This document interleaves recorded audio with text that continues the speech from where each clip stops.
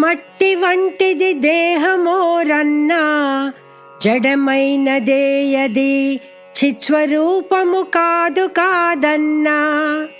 కుండ వంటి మేనుగాంచి చేతనంబని తలుచువాడు, సత్యమేమియు తెలియలేకనే గోతిలో పడిపోవు తథ్యము.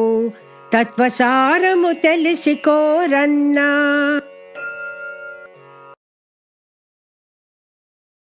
మన శరీరం కేవలం మట్టితో కూడిన ఒక జడమైన పుట్టుక మాత్రమే. ఇది జ్ఞానానికి ఆధారమైనది కాదు, మన ఆత్మస్వరూపాన్ని ప్రతిబింబించదు. దీనిని కుండతో పోల్చవచ్చు. కుండను చూసి దాని చలనం రూపం చూసి దానిని చేతనంగా తలచడం చాలా పెద్ద తప్పు. నిజానికి ఇది కేవలం దేహం మాత్రమే. మనము శరీరాన్ని జీవాత్మగా భావించగలిగితే అసలు సత్యాన్ని తెలుసుకోలేము. ఈ శరీరానికి ఆత్మ అనే చైతన్యం లేదా ఆధ్యాత్మిక శక్తి అస్సలు ముడిపడలేదు.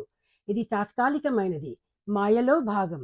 మనకు ఈ దేహంపై కుదురుగా ఉండే అహంకారం లేదా అపోహలను దూరం చేయాలి.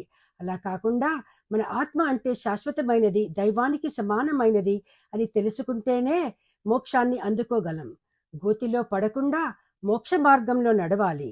ఈ స్పృహతో జీవించుటే ఆత్మారామానికి చిత్తము.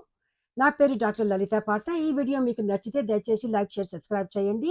హరి ఓం తత్సత్.